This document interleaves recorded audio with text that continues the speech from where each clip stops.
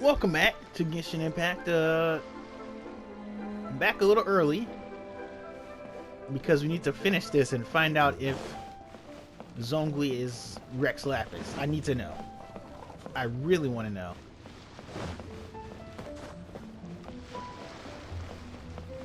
Or is he like... I don't know. It's gotta be though, right? Oh, no stamina.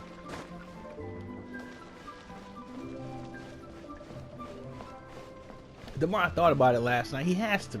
He's got to be something. Something's up.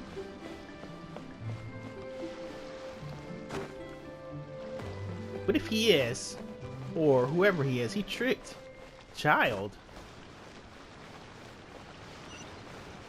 He tricked him. He could never get the Exudia from there because he would have it. That's the big problem here, is that Childe knew him.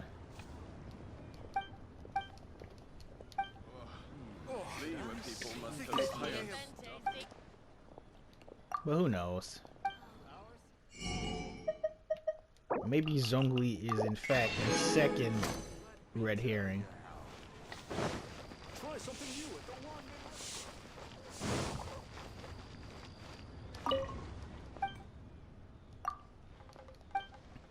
Yeah, I had to heal a lot during that boss. That's it. You know, I've never seen... We've never been to the funeral parlor, right? Huh.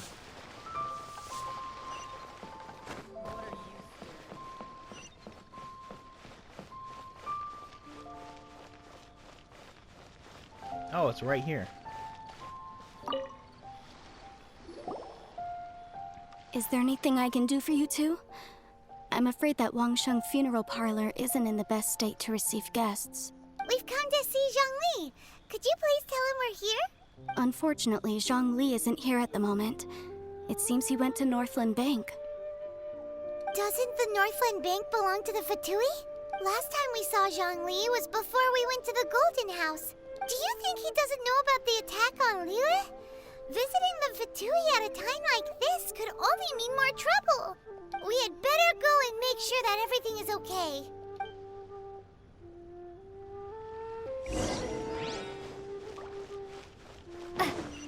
Interesting. Feel free to take a look around. Jewelry's out of stock, but we have some new items. What should I put in my... Interesting. He's going to visit Childe, right? But did he go? Did he leave? So what's he doing here?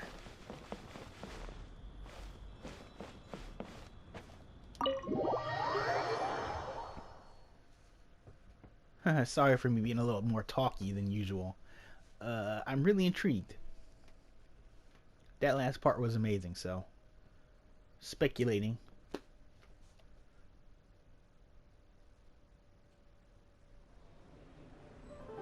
You call this cooperation between Harbingers? Cooperation involves communication, you know. Don't take it to heart, child. Besides, aren't you happy that you got to skip the formalities and bring chaos to the land? I'm sure you must have enjoyed that. Oh, it seems that some of your friends have arrived. Hey, it's Zhongli and Childe. And... you! You're also one of the Harbingers?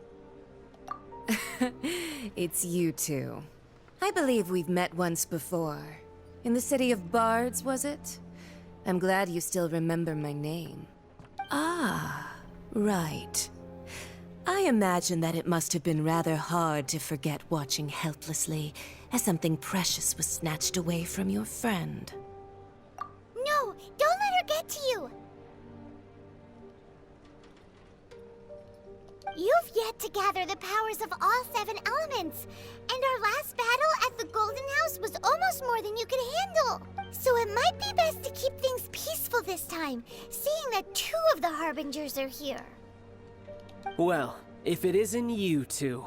This is our first time seeing each other since Liyue was nearly wiped off the map. This is certainly a bit awkward, wouldn't you say? Paimon knew that we should never have trusted a Fatui Harbinger.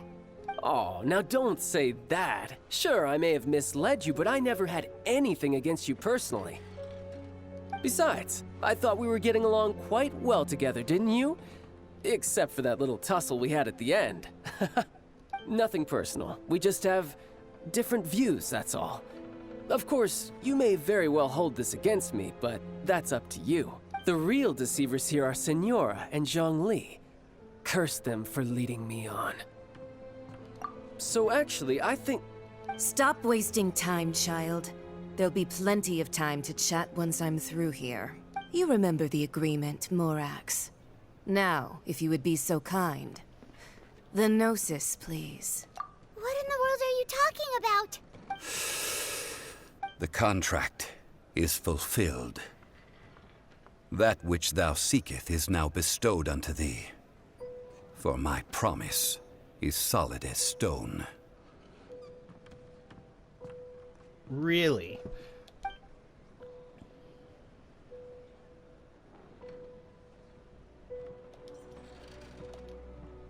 How sanctimonious. What? So you're the Lord of Chio? No, wait.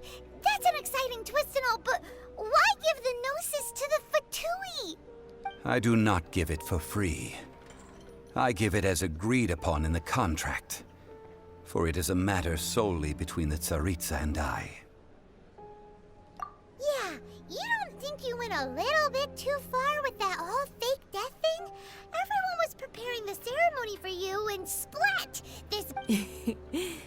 Gathering all the forces that had been bubbling behind the scenes, and then stirring them together in a pot that was bound to boil over. That's what he wanted to see, am I right? Wait, what? Perhaps it's best that I explain. As you know, I've dwelt upon this world for more than 6,000 years.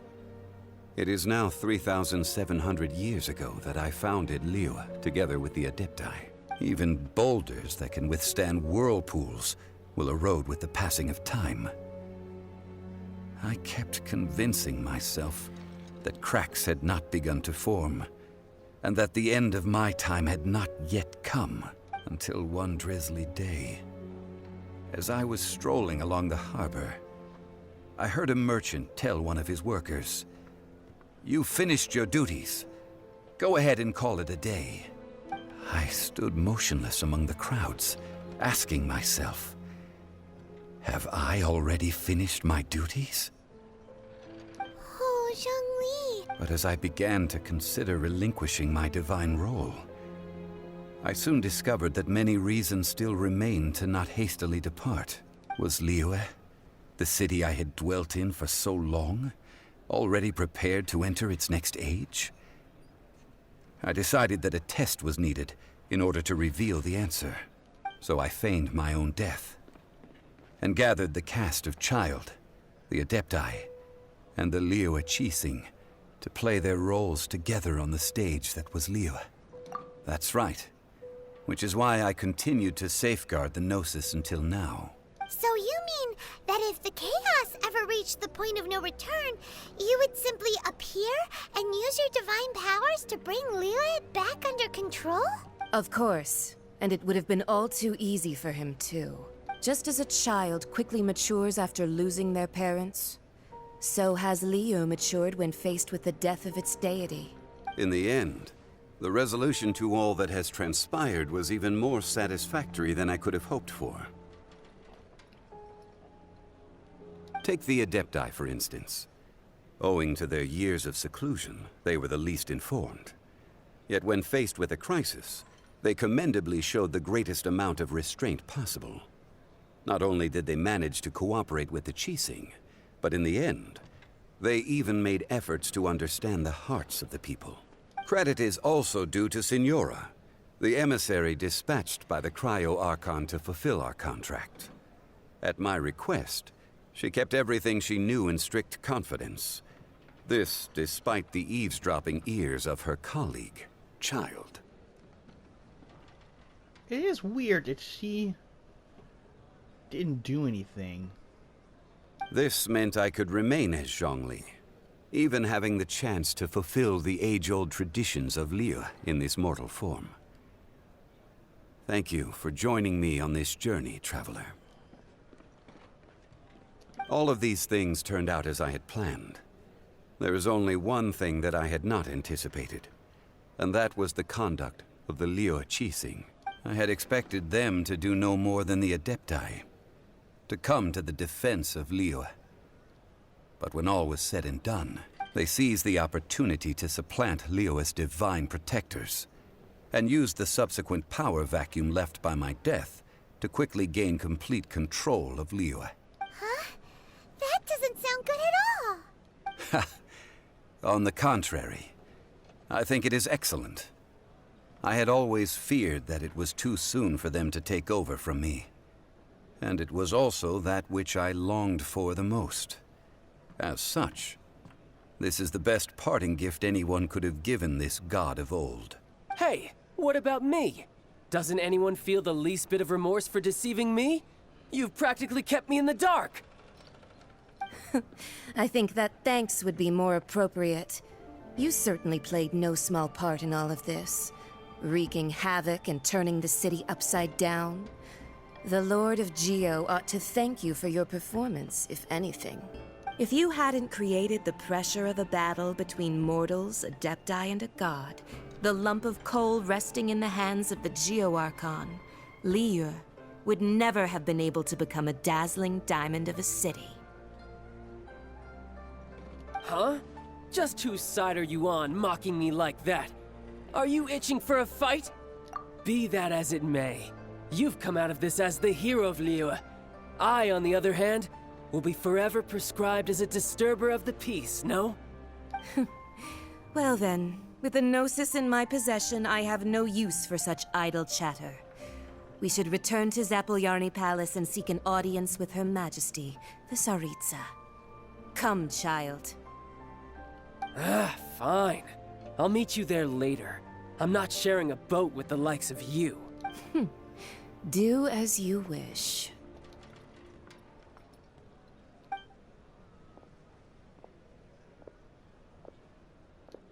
Now then, is there anything else you wish to ask me? Right! As Zhongli always told us, a good trade is a fair trade. Paimon has no idea what could be a good trade for a Gnosis. Realistically speaking, there is no such thing. Huh? However, I am the god of contracts. For thousands of years, I have made countless contracts. If the deal was of no benefit, then I certainly would not be inclined to agree to it. My agreement with the Cryo Archon will be the last of my contracts as the Geo Archon. My contract to end all contracts.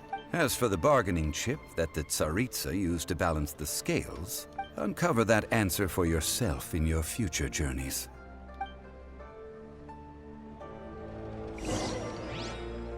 Wow. Paimon can't absorb so much information at once. So, Zhongli, what sort of contract did you sign with the Cryo Archon? Paimon's so curious. One of the clauses of our contract was not to divulge any of its contents. Ugh, you're so petty.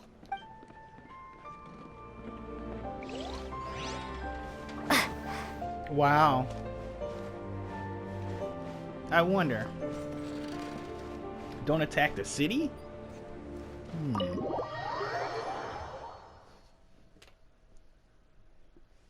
What an interesting epilogue. Now they have two of the Gnosis thingies.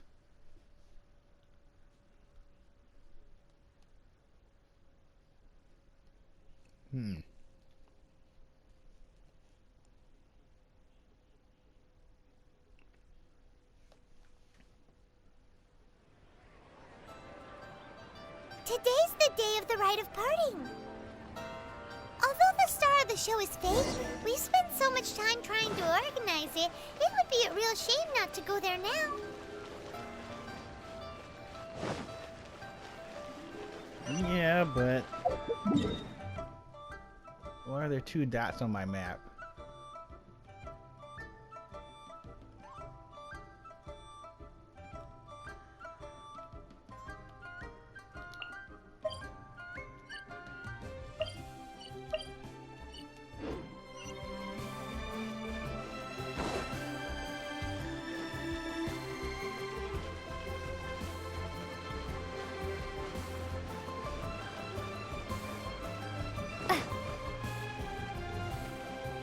Really, if you were gonna give the notes to somebody, probably should have gave it to Ningyong.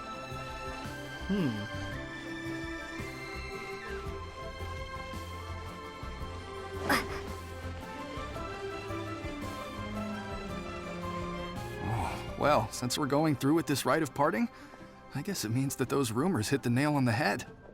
So Rex Lapus is really... But they didn't catch the culprit, did they? Oh, come on. Do you think that the assassin could have been a normal person? You know what I think?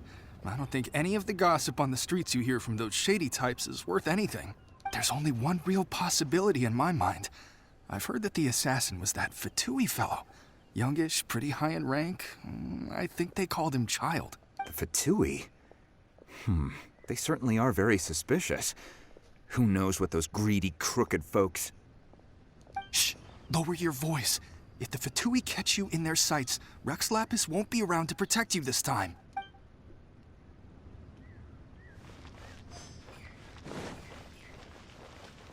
You know that god from the ocean couldn't have just shown up out of nowhere. I mean, it's been 2,000 years since Rex Lapus subdued it. Yes, and to think that this happened right on the heels of the incident with Rex Lapus, too. Say, do you think the person who assassinated our lord and released that evil god might have been one and the same? Now that you mention it, that's very possible. Yes, it's very possible indeed. I mean, it all fits together. That person must have colluded with the evil god to harm Rex Lapus. Oh, that wicked, black-hearted scoundrel. Still, what sort of supernatural prowess must this person possess to be able to do such things? I have never heard of such a person in all my years. Ah, forget it. Guessing's no use to us. Look, the Millilith over there looks like he's about to make an announcement. Let's hear what the Ministry of Civil Affairs has to say first.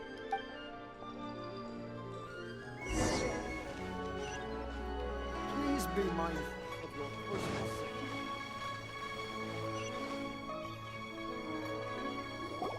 Hear ye all! The Chi sings words. Though a dragon soars ageless as the mountains, it too must return to dust. This is common knowledge. Gods and Adepti live glorious lives, but both light and shadow have their season. So too must they face divinely appointed trials. Rumors and hearsay abound on the streets that Rex Lapus was murdered. Now, let the truth be revealed. Having been thwarted in his trial, Rex Lapus's soul has recouped the celestial heights. He beseeches the people of Liyue to grieve not and to let not their hearts be saddened. Nor are they to believe street-born rumors or indulge in baseless speculation.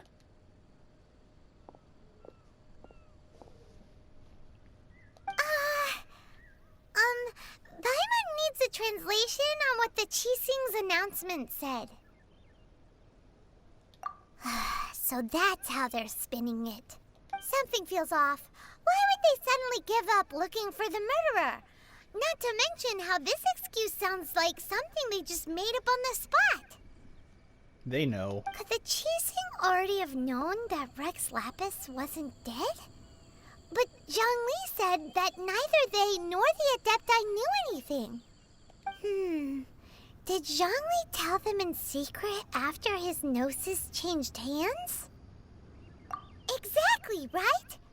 Ooh, seems like the rite of parting has been going on for a while now. Let's go have a look.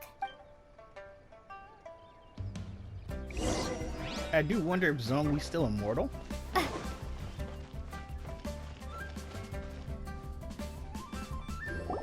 Look, it's Ningguang and Keqing. Are they saying something? Are their speeches over? As said previously, Rex Lapus's soul returning to the heavens is the end of the contract. And it is also the end of an era. 3,700 years of contracts burnt and reduced to ash. We, the people of Liyue, were indeed prosperous. But blinded by our prosperity, we forgot that time can be pitiless. The long, unending dream of our Archon walking among us.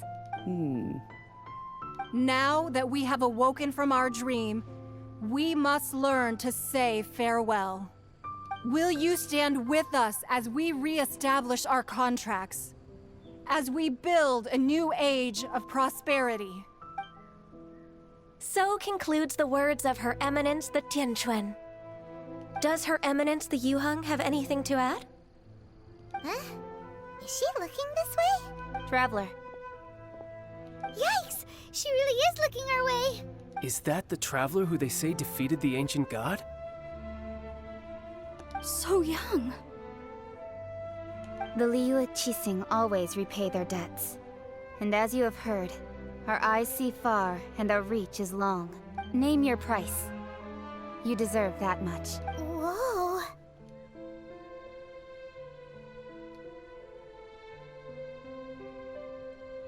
Infinity. Give me all your money. Nah, we're cool. Well, could you help me put up some missing person posters?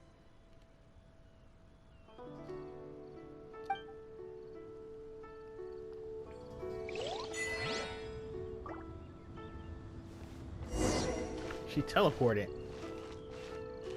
Yinger. Huh. And to think I'd put my best perfume on before coming here, thinking you'd like it. But it seems as if those perfumes really were meant to be offered to Rex Lapus.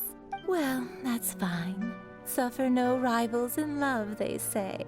And that's 3 gone in 1 stroke. Where's our buddy?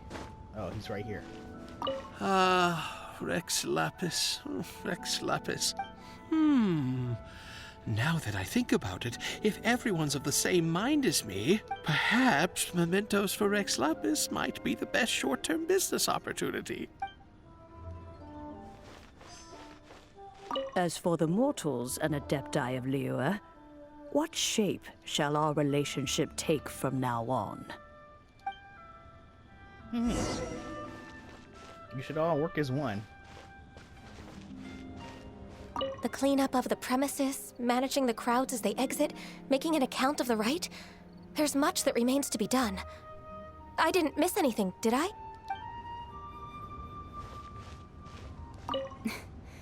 Why, you...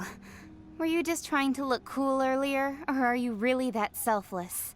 If you were looking for someone, you could have just told me that in private. Roping you in was possibly the most masterful move we could have made. I believe that future generations will say so too when our deeds come up for their review. Roping you in was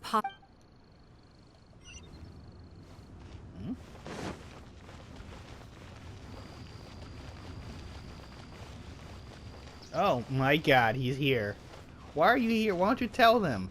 Tell them. Hey, Zhongli!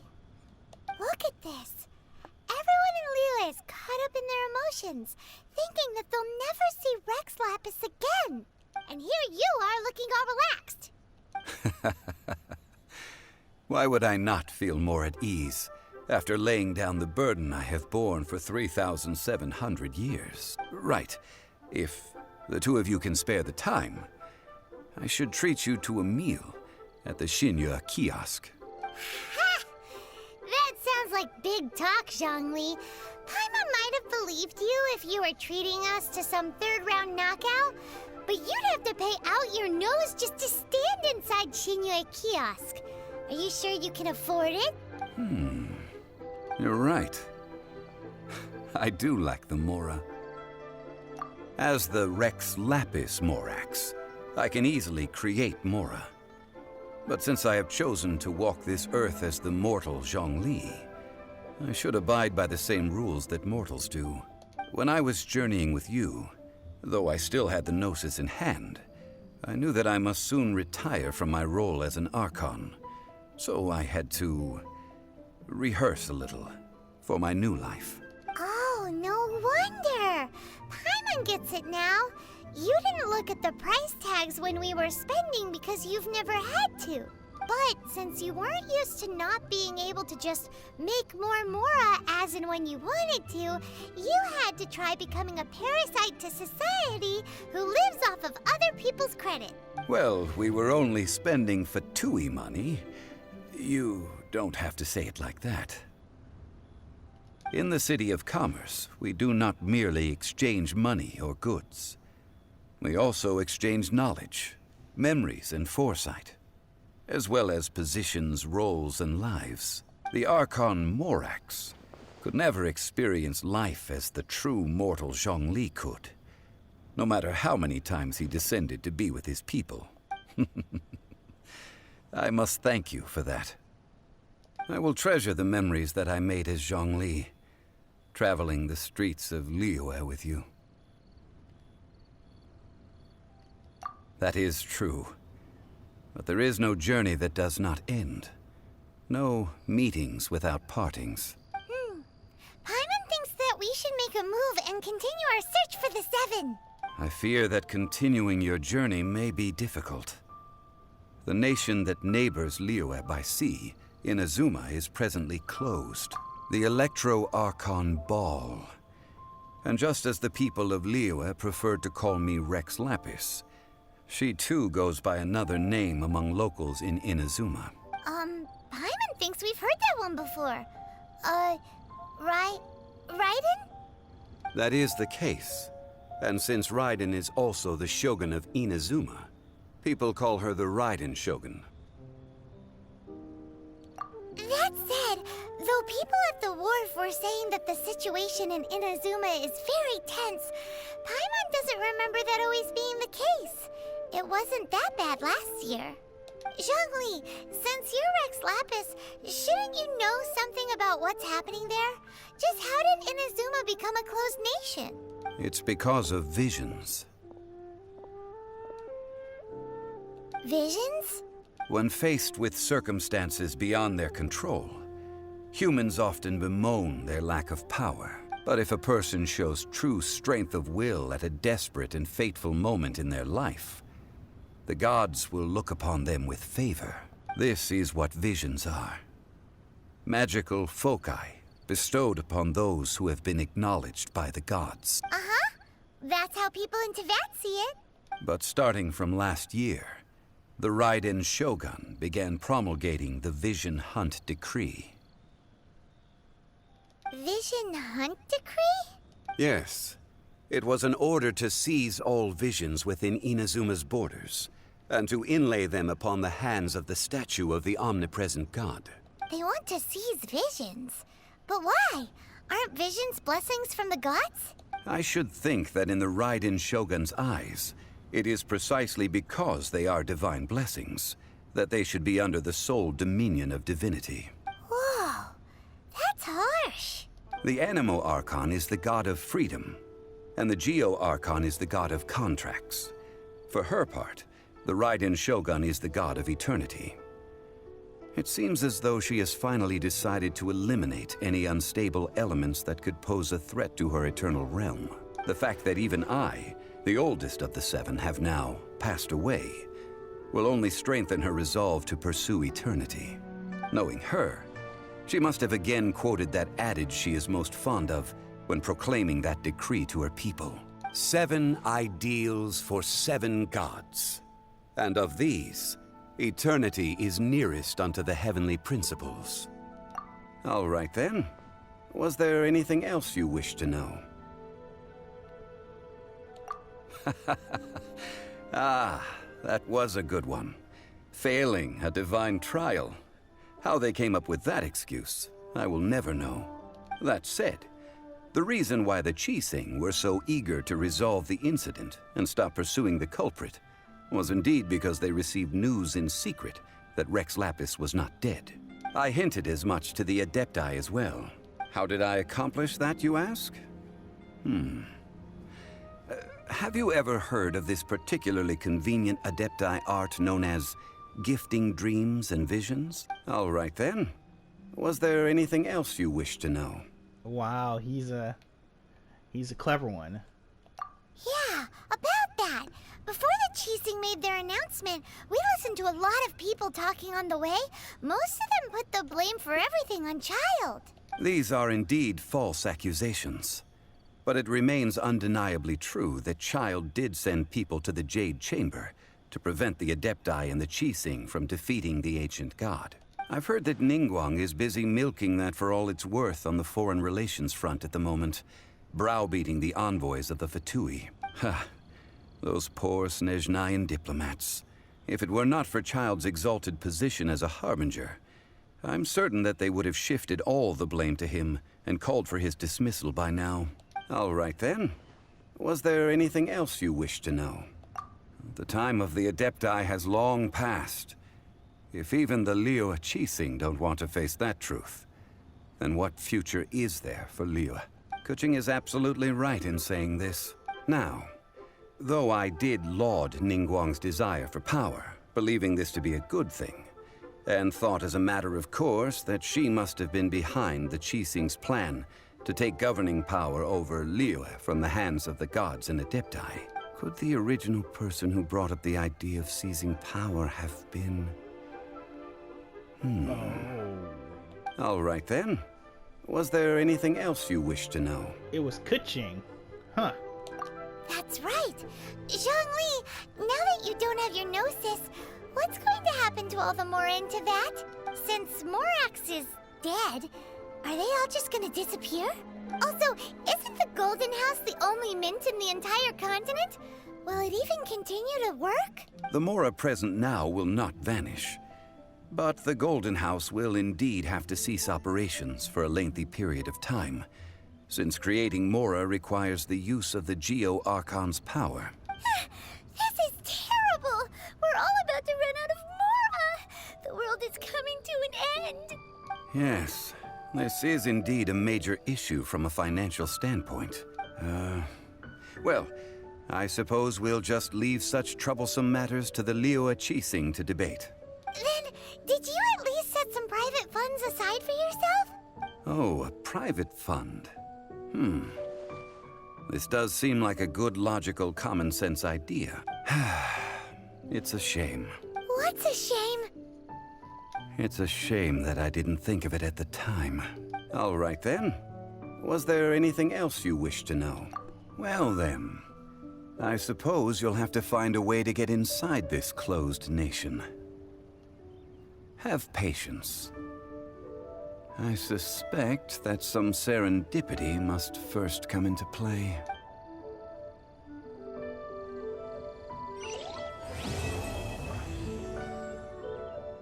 To be continued.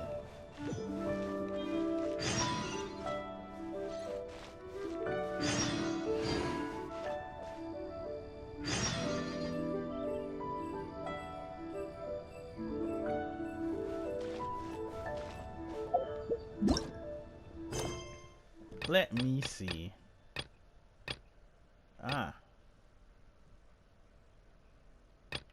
So it's time to enter the event. Huh.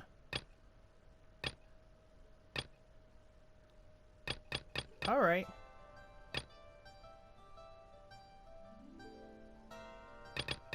Okay. Well, alright guys, that's the end of the Liyue story.